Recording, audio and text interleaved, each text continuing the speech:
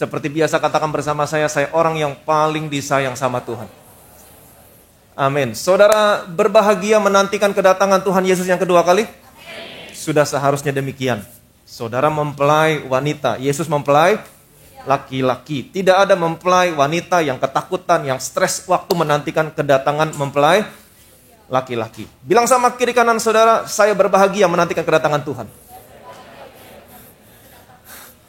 Amin. Saya masih dalam serial khotbah kebenaran tentang akhir zaman di dalam Injil Kasih Karunia. Saya percaya Injil Kasih Karunia adalah kabar baik yang dibutuhkan dunia di akhir zaman ini. Amin. Yang saya maksudkan dengan Injil di sini adalah kabar baik tentang apa yang sudah Tuhan Yesus selesaikan di atas kayu salib buat saudara, buat saya. Karena apa yang sudah dia selesaikan di atas kayu salib, hari ini tidak lagi ada murka Allah. Allah tidak murka lagi sama saudara, Allah tidak lagi menghardik saudara lagi. Tidak ada penghukuman buat setiap orang-orang yang ada dalam Kristus Yesus. Sebaliknya, Allah mau menyelamatkan saudara dari hukuman yang kekal. Allah mau menyembuhkan penyakitmu. Allah mau memproteksi saudara. Allah mau memberkatimu berlimpah-limpah. Yang percaya boleh bilang amin. Alkitab berkata, selagi saudara dan saya masih berdosa, selagi kita masih berdosa, Allah sudah mengasihi saudara, sudah mengasihi saya. Dia sudah memberikan anaknya. Selagi saudara masih berdosa, dia tidak minta izin sama saudara untuk memberikan anaknya. Dia sudah memberikan anaknya. Anaknya diberikan kepada saudara, kepada saya. Alkitab berkata, anaknya diserahkan karena pelanggaran kita. Dia dibangkitkan sebagai pembenaran kita. Anaknya dibangkitkan untuk membuat saudara dan saya menjadi orang yang benar. Kabar baik? Amin. Saudara siap diberkati Tuhan. Kita lihat firman Tuhan. Dari Roma pasal 5 ayat yang pertama. Sebab itu kita yang dibenarkan karena iman, kita hidup dalam damai sejahtera dengan Allah oleh karena Tuhan kita Yesus Kristus. Sebab itu kita yang dibenarkan karena iman, kita hidup dalam damai sejahtera dengan Allah oleh karena Tuhan kita Yesus Kristus. Waktu saudara lahir baru, menerima Yesus sebagai Tuhan dan Juru Selamat, semua dosamu diampuni dan saudara menjadi orang yang dibenarkan karena iman. Kabar baik? Amin. Bilang sama kiri kanan saudara, kamu orang yang dibenarkan karena iman. Jadi semua orang percaya adalah orang benar. Dibenarkan karena iman. Saudara mau percaya atau tidak percaya, saudara tetap orang benar. Amin. Apa efeknya ketika saudara dibenarkan karena iman? Alkitab berkata, kita hidup dalam damai sejahtera dengan Allah. Saudara hidup damai sejahtera dengan Allah. Tidak lagi ada pertentangan, tidak lagi ada amarah, tidak lagi ada murka Allah atas saudara. Saudara hidup dalam damai sejahtera dengan Allah. Allah yang menciptakan langit dan bumi. Amin. Allah yang memberi makan burung-burung, Allah yang mengeluarkan buah-buah pada tumbuh-tumbuhan. Saudara hidup damai sejahtera dengan Dia. Tidak lagi ada pertentangan, tidak lagi ada hukuman. Amin. Tidak lagi ada perseteruan, tidak lagi ada kutuk. Kenapa? Oleh karena Tuhan kita Yesus Kristus. Bukan karena saudara, tetapi oleh karena Tuhan kita Yesus Kristus. Kabar baik? Amin. Ayat yang kedua, perhatikan baik-baik. Oleh Dia kita juga beroleh jalan masuk oleh iman kepada kasih karunia ini. Di dalam kasih karunia ini kita berdiri dan kita bermegah dalam pengharapan akan menerima kemuliaan Allah. Oleh Dia, lagi-lagi oleh Yesus. Bukan oleh saudara, bukan oleh saya. Ini kabar baik yang harus disampaikan kepada setiap orang yang percaya. Oleh Dia, kita juga beroleh jalan masuk. We have access. Kepada siapa? Oleh iman kepada kasih karunia. Oleh Dia kita beroleh jalan masuk. Oleh iman kepada siapa? Kepada kasih karunia. Amin. Saudara punya akses kepada kasih karunia Tuhan. Di dalam kasih karunia ini kita berdiri. Jadi sekarang saudara dan saya berdiri di atas dasar kasih karunia Tuhan. Amin. Saudara harus tahu posisi saudara sebagai orang yang dibenarkan karena iman. Amin. Hari ini saudara berdiri di atas dasar kasih karunia Tuhan. Dan kita bermegah di dalam kasih karunia Tuhan. Kita juga bermegah dalam pengharapan akan menerima kemuliaan Allah. Jadi perhatikan baik-baik. Saudara bukan hanya orang yang dibenarkan karena iman. Setelah saudara menerima Yesus lahir baru, saudara bukan hanya orang yang dibenarkan karena iman, tetapi sekarang saudara punya akses Kepada siapa? Kepada kasih karunia. Dan sekarang saudara berdiri di atas kasih karunia Tuhan. Saudara hidup di bawah kasih karunia Tuhan. Apa yang terjadi ketika saudara hidup di bawah kasih karunia Tuhan? Apa yang terjadi ketika saudara dibenarkan karena iman? Saudara hidup dalam damai sejahtera dengan Allah. Nah sekarang bukan hanya dibenarkan karena iman sehingga saudara memiliki hidup yang damai sejahtera dengan Allah. Tetapi sekarang saudara memiliki akses kepada kasih karunia. Dan di atas kasih karunia ini saudara berdiri. Apa yang terjadi ketika saudara hidup di bawah kasih karunia Tuhan? Seperti yang saya sampaikan sama saudara. Kasih karunia Tuhan buat orang-orang dalam perjanjian lama itu hanya orang-orang tertentu dan terbatas. Saudara bisa lihat contohnya siapa? Yusuf. Betul? Yusuf. Saudara masih ingat cerita tentang Yusuf? Yusuf dia dibenci oleh saudara-saudaranya sehingga Yusuf dijual oleh saudara-saudaranya kepada seorang pedagang yang berasal dari Midian, dan oleh pedagang ini Yusuf dibawa ke Mesir. Di Mesir Yusuf dijual sebagai budak. Alkitab menceritakan seorang Mesir yang bernama Potifar membeli Yusuf dan membawa Yusuf pulang ke rumahnya untuk dijadikan budak. Tetapi Tuhan menyertai Yusuf, Immanuel, sehingga Tuhan membuat berhasil segala sesuatu yang Yusuf kerjakan. Amin. Ketika tuannya melihat bahwa Yusuf disertai oleh Tuhannya dan Tuhannya membuat berhasil segala sesuatu yang dikerjakan Yusuf, tuannya memberikan kuasa kepada Yusuf atas seluruh isi rumahnya. Ini bos yang pinter. Betul? Dan Alkitab mengatakan ketika semuanya ada di bawah kuasa tangan Yusuf, Alkitab berkata, berkat Tuhan ada di atas segala milik Potifar. Ini bos yang pinter. Saya berharap saudara menjadi bos yang pinter. Amin. Tidak hanya sampai di sini. Enggak sampai di sini. Apa yang Alkitab katakan? Yusuf pada akhirnya dia menjadi penguasa di Mesir. Dia menjadi orang nomor 2 di Mesir setelah Firaun. Saya mau saudara mengerti, semuanya ini terjadi bukan karena pendidikan yang tinggi, bukan karena koneksi yang luas, tidak. Semuanya ini terjadi karena kasih karunia Tuhan. Saudara dan saya hari ini juga hidup di bawah kasih karunia Tuhan. Kasih karunia Tuhan yang diberikan kepada Yusuf terbatas, tetapi kasih karunia Tuhan yang diberikan sama saudara tidak terbatas. Yang percaya boleh bilang amin. Karena dari segala kepenuhannya kita telah menerima kasih karunia demi kasih karunia demi kasih karunia. Amin. Ini yang terjadi sama saudara ketika saudara hidup di bawah kasih karunia Tuhan. Kabar baik? Yes. Satu contoh lagi, siapa? Esther. Esther dia gadis Yahudi yang sangat sederhana sekali. Dia berasal dari latar belakang keluarga yang sangat miskin.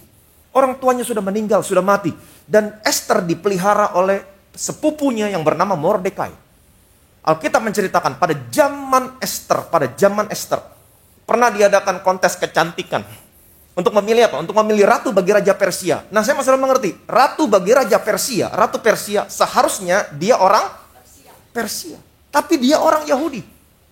Tapi Alkitab mengatakan ketika Esther muncul di hadapan raja, Esther mendapat kasih sayang dari raja melebihi perempuan-perempuan yang lain. Dengan kata lain, Esther mendapat kasih karunia Tuhan di mata raja dari Allah. Sehingga raja memilih Esther. Ini kasih karunia Tuhan. Amin. Dan saya punya kabar baik sama saudara. Kalau saudara melamar pekerjaan, saudara mengikuti proses interview. Biasanya sebelum interview saudara bertemu dengan kandidat-kandidat yang lain. Saudara ngobrol di sana. Saudara mungkin bertanya, kamu lulusan mana? Saya lulusan S2, S3 dari sini. Mungkin saudara berpikir bahwa saya memiliki kualifikasi yang paling rendah di antara mereka. Tapi saya mau kasih tahu sama saudara, saya punya kabar baik. Kalau saudara percaya, saudara hidup di bawah kasih karunia. Perusahaan tidak memilih mereka, perusahaan memilih saudara. Tuhan, tolong catat dan bilang amin. Saudara harus tahu saudara hidup di bawah kasih karunia Tuhan. Yang percaya boleh bilang amin. Ini yang terjadi sama saudara kalau saudara hidup di bawah kasih karunia Tuhan. Oleh Dia kita juga beroleh jalan masuk oleh iman kepada kasih karunia ini. Itu sebabnya tadi saya katakan di dalam perjanjian lama enggak semua orang menerima kasih karunia Tuhan. Hanya orang tertentu, hanya orang pilihan. Tetapi karena apa yang Yesus lakukan, saudara dan saya, semua orang percaya, punya akses. Saudara punya akses kepada kasih karunia. Dan hari ini, saudara dan saya berdiri di atas dasar kasih karunia. Yang percaya boleh bilang amin. Amin. Jadi perhatikan baik, oleh Dia kita juga beroleh jalan masuk oleh iman kepada kasih karunia ini. Di dalam kasih karunia ini kita berdiri, di dalam kasih karunia kita berdiri, bukan hanya berdiri, tapi dalam kasih karunia kita bermegah dalam pengharapan akan menerima kemuliaan Allah. Di atas kasih karunia ini, saudara bukan hanya berdiri, tapi saudara bermegah. Dalam hal apa? Dalam pengharapan akan menerima kemuliaan Allah. Apa pengharapan saudara? Apa pengharapan saudara? Menerima kemuliaan Allah. Ini berbicara tentang apa? Tubuhmu akan diubahkan menjadi serupa dengan tubuhnya yang mulia, tubuh kemuliaan. Saudara bermegah menantikan kedatangan Tuhan yang kedua kali. Wow. Yang percaya boleh bilang amin. Bilang sama kiri kanan saudara, kamu gak boleh takut menantikan kedatangan Tuhan. Kamu harus bermegah. Amin. Saudara harus bermegah. Oke, nanti saya akan lanjutkan apa yang dimaksudkan bermegah di sini. Oke, kita lanjutkan ayat yang selanjutnya. Ayat 3-4. Perhatikan baik-baik. Dan bukan hanya itu saja, kita malah bermegah juga dalam kesengsaraan kita. Karena kita tahu bahwa kesengsaraan itu menimbulkan ketekunan, dan ketekunan menimbulkan tahan uji, dan tahan uji menimbulkan pengharapan. Amin. Dan bukan hanya itu saja. Kita bukan hanya bermegah menantikan pengharapan akan kemuliaan Allah, tapi ketika saudara berdiri di atas kasih karunia, saudara malah bermegah dalam kesengsaraan saudara. Nggak ada yang bilang amin. Saudara mau menderita dalam kesengsaraan? Atau saudara mau bermegah dalam kesengsaraan? Ya? Bermegah. Kalau saudara adalah orang-orang yang hidup di bawah kasih karunia, ini yang membedakan saudara dengan orang dunia. Orang dunia ketika menghadapi kesengsaraan, masalah, pergumulan, tantangan, mereka menderita. Tetapi saudara dan saya, orang-orang yang hidup di bawah kasih karunia, berdiri di atas dasar kasih karunia, saudara bermegah. Amin. Kelihatannya aneh, tapi ini firman Tuhan. Saudara bermegah. Sepanjang 2 tahun, kita diperhadapkan dengan situasi yang dimana banyak orang yang mengalami kesengsaraan. Kehilangan pekerjaan, penyakit, kehilangan orang-orang yang dikasihi. Udah mau selesai, sekarang beritanya COVID naik lagi. Tetapi saudara gak perlu takut, saudara harus bermegah. Dalam segala sesuatu, kamu harus bermegah. Karena Alkitab berkata, ketika kamu berdiri di atas dasar kasih karunia, kamu bermegah di dalam kesengsaraan. Karena saudara adalah orang yang dibenarkan karena iman. Lihat konteksnya. Lihat dari ayat yang pertama. Karena saudara adalah orang yang dibenarkan karena iman. Karena sekarang saudara berdiri di atas dasar kasih karunia. Ini yang membedakan saudara dengan orang dunia ketika saudara menghadapi tantangan, pergumulan, masalah dalam hidupku. Saya percaya semua orang pasti punya tantangan, punya problem, punya masalah, punya pergumulan. Terlebih dalam situasi seperti ini. Tapi ini yang membuat saudara berbeda dengan orang dunia. Kenapa? Apa yang membuat saudara berbeda? Apa yang membuat saudara bermegah dalam kesengsaraan? Ketika saudara hidup di bawah kasih karunia Tuhan. Saya mau kasih tahu sama saudara. Kenapa saudara bermegah? Karena saudara tahu selalu ada kasih karunia Tuhan dalam setiap masalah, pergumulan, tantangan, problem yang kamu hadapi. Selalu ada kasih karunia Tuhan. Selalu ada kasih karunia Tuhan, selalu ada pertolongan Tuhan, selalu ada pintu yang terbuka dalam setiap masalah, pergumulan, tantangan yang kamu hadapi. Saudara boleh cek, tarik ke belakang. Kenapa saudara boleh ada sebagaimana kamu ada hari ini? Karena kasih karunia Tuhan. Selalu ada. Selalu ada pertolongan Tuhan. Dan pertolongan gak pernah terlambat. Ini yang membuat saudara berbeda. Nah karena saudara tahu selalu ada kasih karunia Tuhan dalam setiap masalah, pergumulan, tantangan dalam hidupmu. Saudara bukan menjadi orang yang putus asa, tetapi sebaliknya, saudara menjadi orang yang tekun. Amin. Kenapa? Karena saudara tahu, hanya Tuhan yang bisa menolong saya. Amin. Karena kita tahu bahwa kesengsaraan itu menimbulkan ketekunan. Saudara bermegah dalam kesengsaraan, karena saudara tahu kesengsaraan itu menimbulkan ketekunan. Kenapa? Karena saudara tahu dalam setiap permasalahan saya, Allah saya, dia tidak tinggal diam, tapi dia turut bekerja dalam segala sesuatu mendatangkan kebaikan buat saya. Sehingga saya menjadi orang yang tekun. Amin. Saya menjadi orang yang tekun, saya berharap kasih karunia Tuhan. Dan betul, dalam setiap masalah, pergumulan, tantangan yang saya hadapi, selalu ada pertolongan Tuhan. Selalu ada pertolongan Tuhan. Amin. Saya menjadi orang yang tekun. Dan tekun menimbulkan tahan uji. Tahan uji di sini berbicara tentang karakter. Karena saudara sudah banyak mengalami dalam setiap tantangan, dalam setiap pergumulan, saudara sudah banyak melihat, selalu ada pertolongan Tuhan. Saudara menjadi orang yang tahan uji. Waktu mendengar kabar COVID naik lagi, saudara berkata, tenang. Amin. Saudara menjadi orang yang tahan uji. Pasti ada kasih karunia Tuhan. Selalu ada kasih karunia Tuhan dalam hidup saya. Apapun yang akan terjadi, Tuhan saya turut bekerja dalam segala sesuatu mendatangkan kebaikan. Ketekunan menimbulkan tahan uji. Tahan uji di sini berbicara tentang karakter. Dan saya masih mengerti karakter bukan berbicara tentang tampak fisik bagian luar seseorang. Bukan. Ketika seseorang berkarakter masuk ke dalam ruangan, maka semua mata orang akan memandang pada orang itu. Ketika orang itu berbicara, maka semua orang akan mendengar. Perkataannya berbobot, perkataannya bermakna. Kalau saudara menjadi orang yang berkarakter, maka orang akan senang berada di sekeliling saudara. Orang senang. Orang senang mendengarkan perkataan saudara. Kehadiran saudara mengubahkan situasi. Kehadiran saudara menguatkan sekitar saudara. Jadi, dalam setiap masalah, pergumulan, tantangan yang saudara hadapi, karena saudara tahu Allah turut bekerja dalam segala sesuatu mendatangkan kebaikan, saudara tidak menjadi orang yang putus asa, tetapi saudara menjadi orang yang tekun.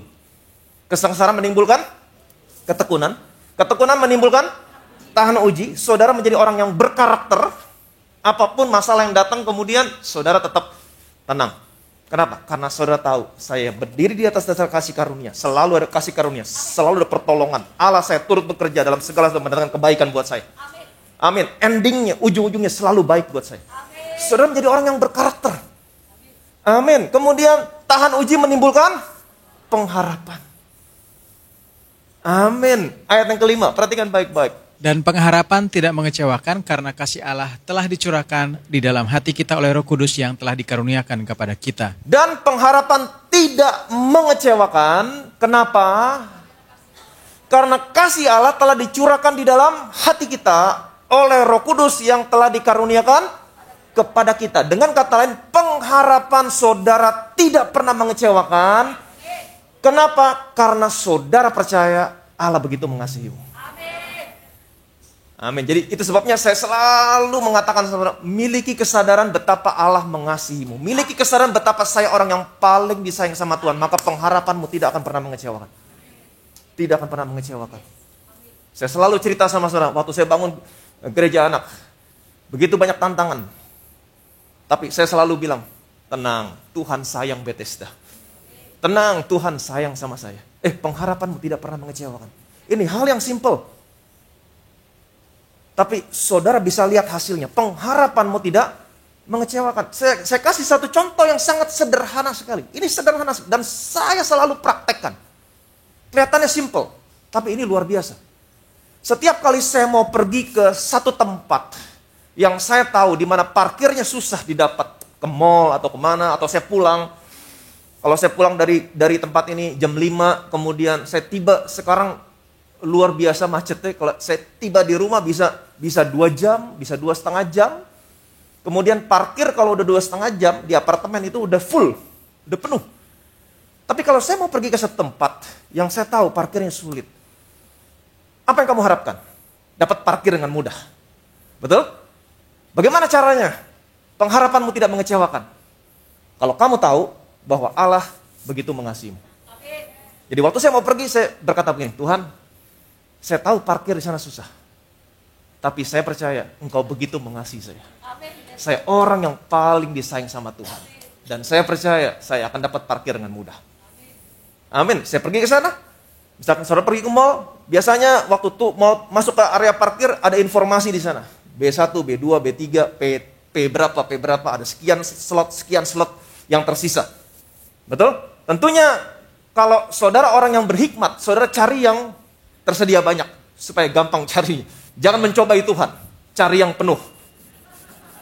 Jangan bodoh. Sudah mengerti maksud saya? Jangan mentang-mentang, oh pengharapan saya tidak mengecewakan. Saya mau cari di tempat yang penuh. Saudara tidak akan dapat. Jangan bodoh. Jangan jadi orang percaya yang bodoh. Atau jangan jadi orang percaya yang nekat. Tapi jadilah orang percaya yang berhikmat. Di atas kosong, ya pergilah ke tempat yang kosong. Tapi kalau semuanya penuh, Tuhan sayang saya. Amin. Dan ini selalu saya praktekkan. Saya turun, ambil karcis, begitu turun, memang penuh. Kalau ada indikatornya, semua merah. Tapi saya bilang, Tuhan, saya adalah orang yang paling disayang sama Tuhan. Muter sekali, begitu muter, di depan keluar. Dan ini bukan 1 kali, 2 kali. Ini sering terjadi. Begitu juga saya pulang ke rumah. Kalau jam 7 itu semuanya udah penuh. Tapi saya percaya Tuhan sayang saya. Turun dan saya dapat tempat parkir. Pengharapanmu tidak mengecewakan. Kenapa? Karena kasih Allah telah dicurahkan dalam hatimu oleh Roh Kudus yang telah dikaruniakan kepada kita. Pengharapanmu tidak mengecewakan. Kalau kamu, perhatikan baik-baik, percaya bahwa kamu adalah orang yang paling disayang sama Tuhan. Pengharapan tidak mengecewakan. Artinya apa? Jangan pernah berhenti berharap, Pak. Bilang sama kiri kanan saudara, jangan pernah berhenti berharap. Amin. Pengharapanmu tidak mengecewakan. Jangan pernah berhenti berharap. Jangan pernah berhenti berdoa. Jangan pernah berhenti berdoa untuk kesembuhanmu. Jangan pernah berhenti berdoa mengusir penyakit dalam tubuhmu. Jangan pernah berhenti berdoa. Sekalipun dokter bilang kamu gak bisa sembuh, jangan pernah berhenti berdoa untuk kesembuhan. Kenapa? Karena pengharapanmu tidak pernah mengecewakan. Amin. Tapi mungkin saudara berkata, Pak, tapi doa saya banyak, Pak. Pengharapan saya, Allah saudara, Allah saya sanggup menjawab semua doa, menjawab semua pengharapanmu. Lebih daripada yang kamu doakan. Lebih daripada yang kamu harapkan. Jadi, kapan? Ketika kasih Allah dicurahkan dalam hati saudara. Ketika saudara memiliki pewahyuan betapa Tuhan sayang sama saya. Ketika saudara mempraktekkan kasih Tuhan dalam hidupmu. Seperti Yohanes mempraktekkan kasih Tuhan dalam hidupnya dengan mengatakan, saya murid yang paling disayang. Kalau saudara mengatakan, saya orang yang paling disayang sama Tuhan. Saya mau kasih tahu, hati-hati. Pengharapanmu tidak mengecewakan. Bilang sama kiri kanan saudara, pengharapanmu tidak mengecewakan. Mungkin saudara bertanya, dari mana Pak saya tahu kalau Tuhan sayang sama saya? Dari mana saya tahu? Perhatikan baik-baik. Ayat 6-8. Karena waktu kita masih lemah, Kristus telah mati untuk kita, orang-orang durhaka pada waktu yang ditentukan oleh Allah. Sebab tidak mudah seorang mau mati untuk orang yang benar, tetapi mungkin untuk orang yang baik ada orang yang berani mati. Akan tetapi Allah menunjukkan kasih-Nya kepada kita oleh karena Kristus telah mati untuk kita ketika kita masih berdosa. Karena waktu kita masih lemah, Kristus telah mati untuk kita orang-orang durhaka pada waktu yang ditentukan Allah. Sebab tidak mudah seorang mau mati untuk yang orang benar, tetapi mungkin untuk orang yang baik ada orang yang berani mati. Akan tetapi Allah menunjukkan kasih-Nya kepada kita karena Kristus telah mati untuk kita ketika kita masih berdosa. Ketika saudara masih berdosa, ketika saudara belum mengenal Allah. Atau Paulus berkata ketika saudara belum dikenal Allah. Saudara belum mengenal Allah. Ketika saudara masih berdosa, ketika saudara masih menjauh dari Tuhan. Tuhan tidak minta izin sama saudara untuk memberikan anaknya. Dia berikan anaknya. Amin. Ini adalah kasih Allah. Betapa Allah mengasihimu, betapa Allah mengasihi. Jadi kalau ada pemikiran-pemikiran yang datang sama saudara, apakah Tuhan mengasihi saya? Apakah Tuhan sayang sama saya? Kenapa pergumulan saya nggak pernah habis? Kenapa persoalan saya nggak pernah berhenti? Apakah Tuhan sayang sama saya? Apakah mungkin saya begini, saya begitu? No, stop. Saya percaya Roh Kudus yang ada di dalam hatimu, yang sudah dicurahkan kepada saudara, sebagai bukti kasih Allah, Dia akan berkata sama saya, stop. Jangan melihat kepada dirimu. Lihat kepada salib Kristus. Selagi kamu masih berdosa, Dia sudah tergantung di sana, mati buat semua dosamu. Itu adalah bukti betapa Allah mengasihimu. Jadi jangan pernah ragu, Tuhan sayang kamu. Amin. Tuhan sayang sama saudara. Yang percaya boleh bilang amin. Selagi saudara masih berdosa, Dia sudah mati buat saudara. Terlebih lagi sekarang. Ayat yang ke-10, perhatikan baik-baik. Sebab jikalau kita ketika masih seteru diperdamaikan dengan Allah oleh kematian anaknya, lebih-lebih kita yang sekarang telah diperdamaikan pasti akan diselamatkan oleh hidupnya. Sebab jikalau kita ketika masih seteru, ketika saudara masih berdosa, ketika saudara menjauh dari Tuhan, kita diperdamaikan dengan Allah oleh kematian anaknya. Lebih-lebih kita yang sekarang telah diperdamaikan, pasti. Saudara mengerti kata pasti? Kalau saudara nggak mengerti, saya nggak bisa lagi jelas, nggak tahu gimana mesti jelasin sama saudara. Pasti akan diselamatkan oleh hidupnya. Kalau saja dulu kita masih berdosa, masih seteru dengan Allah, Allah sudah memberikan anaknya, memperdamaikan kita dengan Dia melalui kematian anaknya. Lebih-lebih lagi sekarang saudara yang sudah diperdamaikan, sudah dibenarkan, punya akses hidup di bawah kasih karunia. Kamu pasti diselamatkan oleh hidupnya. Yang percaya boleh bilang amin. Bilang sama kiri kanan saudara, kamu pasti diselamatkan. Itu sebabnya kenapa di dalam kekristenan disebutkan keselamatan adalah kepastian. Kamu pasti diselamatkan. Amin. Jadi jangan ragu lagi sama keselamatan saudara. Ketika saudara hidup di bawah kasih karunia Tuhan, kamu pasti diselamatkan. Amin. Itu sebabnya balik lagi ke ayat yang kedua. Saya mau jelaskan sama saudara. Oleh Dia kita juga beroleh jalan masuk oleh iman kepada kasih karunia ini. Di dalam kasih karunia ini kita berdiri dan kita bermegah dalam pengharapan akan menerima kemuliaan Allah. Oleh Dia kita juga beroleh jalan masuk oleh iman kepada kasih karunia ini. Dan di dalam kasih karunia, hanya di dalam Yesus. Amin. Hanya di dalam Yesus. Kita berdiri dan kita bermegah. Apa arti kata bermegah di sini? Kita bermegah dalam pengharapan akan menerima kemuliaan Allah. Kamu bermegah. Kata bermegah di sini dalam bahasa Yunaninya adalah kauchaumai. Susah banget deh. Kauchaumai. Yang artinya apa? To boast. Apa to boast? Memegahkan diri, menyombongkan diri. Karena saudara adalah orang yang hidupnya di bawah kasih karunia Tuhan. Kamu sudah dibenarkan karena iman. Dan sekarang kamu hidup di bawah kasih karunia Tuhan. Kamu boleh menyombongkan diri. Tapi bukan bermegah di atas dasar kekuatanmu. Ingat, oleh Dia. Bukan oleh kamu. Oleh Dia. Kamu boleh bermegah. Kamu boleh menyombongkan diri. Karena apa yang Tuhan Yesus sudah lakukan. Kamu boleh menyombongkan diri. Akan menerima pengharapan akan kemuliaan Allah. Amin. Paulus berkata begini, kalau aku mau bermegah, ayat terakhir, Paulus berkata begini, tetapi barang siapa bermegah, hendaklah ia bermegah di dalam Tuhan. Kenapa? Karena bukan karena saudara, oleh Dia. Amin, oleh Dia. Tetapi aku sekali-kali tidak mau bermegah selain dalam salib Kristus. Sebab olehnya dunia telah disalibkan bagiku dan aku bagi dunia. Jadi saya punya kabar baik buat saudara. Karena saudara dan saya hari ini berdiri di atas dasar kasih karunia. Amin. Saudara boleh bermegah. Bukan bermegah karena kekuatanmu. Tapi bermegah karena apa yang sudah Tuhan Yesus lakukan di atas kayu salib. Bermegah, menyombongkan diri. Akan menerima pengharapan. Akan kemuliaan Allah. Saudara boleh berkata begini. Kalau ada orang yang datang sama saudara.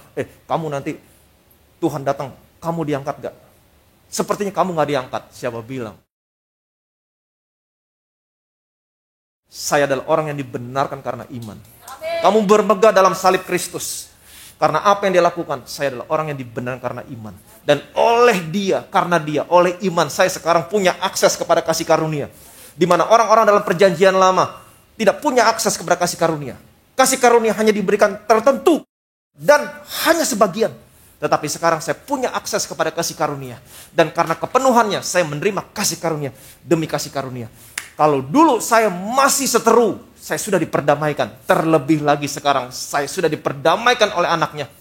Saya pasti diselamatkan oleh hidupnya. Yang percaya boleh bilang amin. Berikan kemuliaan meriah bagi nama Yesus. Saudara bermegah di dalam salib Kristus. Jadi saya mau kasih tahu, ketika saudara hidup di bawah kasih karunia, berdiri di atas dasar kasih karunia, saudara boleh bermegah menantikan kedatangan Tuhan. Amin. Kalau dulu saja kamu masih seteru, kamu sudah diperdamaikan. Terlebih lagi sekarang saudara dan saya adalah orang-orang yang sudah diperdamaikan. Saudara boleh bermegah. Bermegah dalam Tuhan. Bermegah dalam salib Kristus. Amin. Kalau saudara bermegah kepada dalam salib Kristus, artinya apa? Saudara memberikan kemuliaan kepada apa yang sudah dia kerjakan di atas kayu salib. Kamu menantikan kedatangannya bukan dengan ketakutan, tapi kamu menantikan kedatangannya dengan bermegah. Kalau dulu saya masih seteru, saya sudah diperdamaikan. Terlebih lagi sekarang, saya sudah diperdamaikan. Saya pasti diselamatkan oleh hidupnya. Kamu bermegah menantikan pengharapan akan kemuliaan Allah. Yang percaya boleh bilang amin. Hai orang-orang yang dibawa kasih karunia Tuhan, jangan pernah takut menantikan kedatangan Tuhan, tapi bermegah. Yang percaya boleh bilang amin. Sudah diberkati? Oke? Bermegah bukan hanya menantikan kedatangan Tuhan, tapi dalam hidup kita sekarang ini bermegah dalam kesengsaraan. Amin. Orang dunia menderita dalam kesengsaraan, tapi ini yang membuat kamu berbeda dengan orang-orang dunia. Kamu bermegah dalam kesengsaraan. Kenapa? Karena kamu tahu dalam setiap masalah, pergumulan, tantangan, problem yang kamu hadapi, di situ selalu ada kasih karunia Tuhan. Selalu. Percaya sama saya. Selalu ada pertolongan Tuhan. 2 tahun sudah kita lewati masa pandemi ini. Tapi kamu baik-baik. Kenapa? Selalu ada pertolongan Tuhan. Selalu ada pertolongan Tuhan. Saudara sudah melihat Allahmu tidak pernah meninggalkan kamu. Dia selalu turut bekerja dalam segala sesuatu untuk mendatangkan kebaikan dalam hidupmu. Amin. Dan saudara menjadi orang yang bermegah dalam kesengsaraan. Kesengsaraan menimbulkan ketekunan. Saudara menjadi orang yang tekun. Amin. Dan ketekunan menghasilkan tahan uji.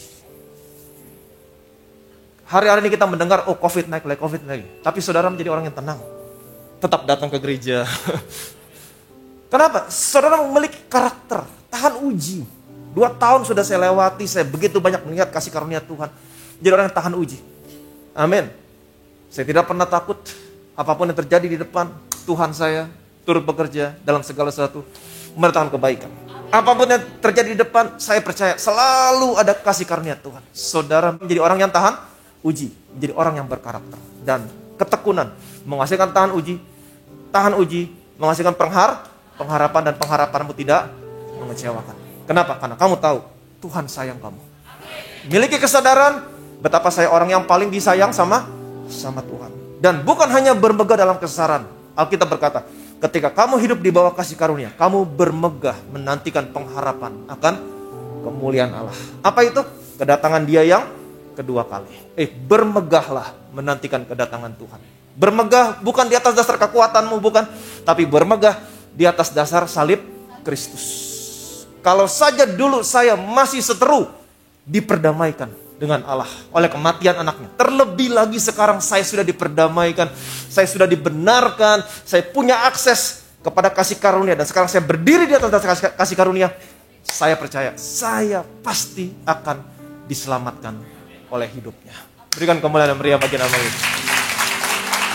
Saudara berbahagia. Amin. Jadi saya mau saudara kuat dulu tentang firman kasih karunia yang berhubungan dengan akhir zaman. Setelah itu mulai minggu besok kita masuk kepada hal-hal yang buat orang dunia mengerikan, tapi buat saudara berbahagia. Kita akan masuk tentang penghukuman, kita akan masuk tentang kebenaran-kebenaran dalam kitab Wahyu. Karena banyak orang yang mengajar akhir zaman dari kitab Wahyu. Dan kebanyakan orang setelah mendengar kitab Wahyu, mereka menjadi takut. Karena mereka menganggap kitab Wahyu adalah kitab yang menakutkan. Kalau saudara menganggap kitab Wahyu adalah kitab yang menakutkan, artinya saudara salah mengartikan waktu saudara membaca kitab Wahyu. Karena kitab Wahyu berkata, berbahagialah ia yang membaca dan mendengar kata-kata nubuatan ini, serta melakukannya, karena waktunya sudah dekat. Jadi kalau saudara baca kitab Wahyu menjadi takut, saudara salah. Seharusnya waktu saudara baca kitab Wahyu, saudara berbahagia.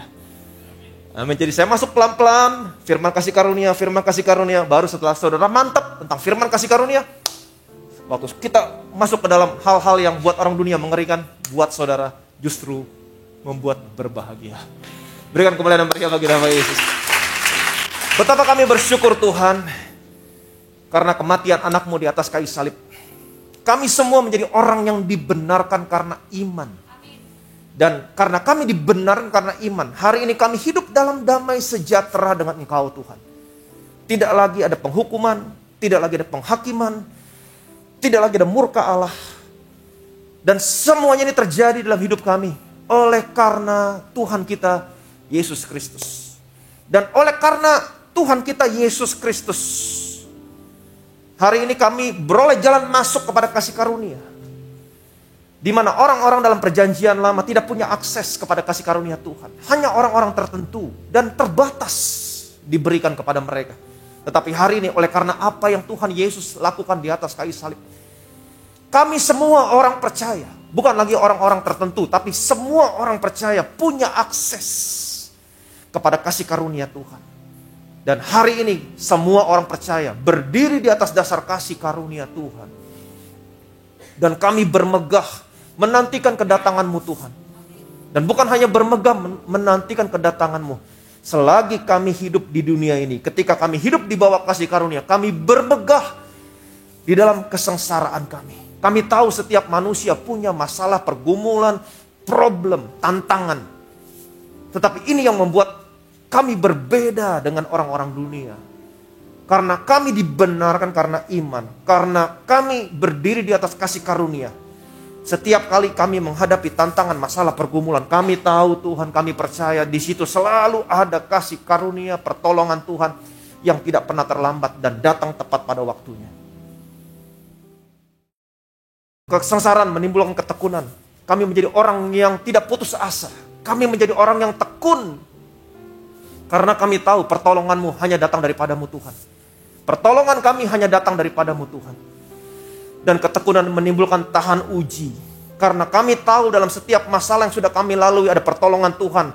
Masalah berikutnya, tantangan berikutnya, membuat kami menjadi orang yang rest, yang tenang, tahan uji, memiliki karakter. Karena kami tahu Tuhan tidak pernah berubah dulu, sekarang, sampai selama-lamanya. Engkau Tuhan yang turut bekerja dalam segala sesuatu mendatangkan kebaikan buat kami. Endingnya selalu baik. Dan pengharapan kami tidak pernah mengecewakan. Karena kami tahu Engkau begitu mengasihi kami. Dan hari ini kami percaya Tuhan, kalau saja dulu masih seteru, kami sudah diperdamaikan. Terlebih lagi sekarang, kami sudah dibenarkan karena iman. Kami sudah diperdamaikan oleh kematian anak-Mu. Dan hari kami berdiri di dasar kasih karunia.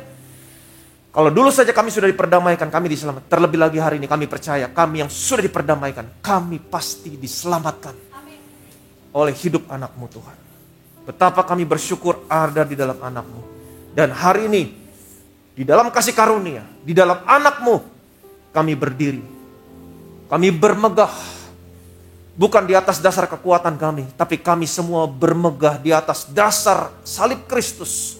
Apa yang anak-Mu sudah selesaikan. Kami bermegah menantikan pengharapan akan kemuliaan yang Kau berikan kepada kami. Kami menantikan bermegah di mana ada saatnya ketika Engkau datang di awan-awan, tubuh kami yang fana ini akan diubahkan menjadi serupa dengan tubuh-Mu yang mulia. Kami diangkat naik menyongsong Engkau di awan-awan, masuk dalam kerajaan surga, diam dalam rumah Tuhan selama-lamanya.